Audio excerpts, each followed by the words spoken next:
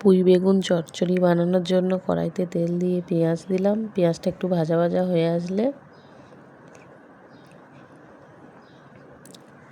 এতে চিংড়ি দিয়ে দেব। চিংড়িগুলো একটু ভাজা ভাজা মতো হয়ে আসলে নুন দেব, হলুদ দিয়ে একটু নাড়াচাড়া করব। করার পর বেগুনগুলো দিয়ে একটু কষাবো, একটু ভালো করে কষাবো। কাঁচা লঙ্কা কুচি দিয়ে দিলাম। পুঁই শাকগুলো এবার একে একে সব দিয়ে দিলাম, দিয়ে এগুলোকে কষাবো।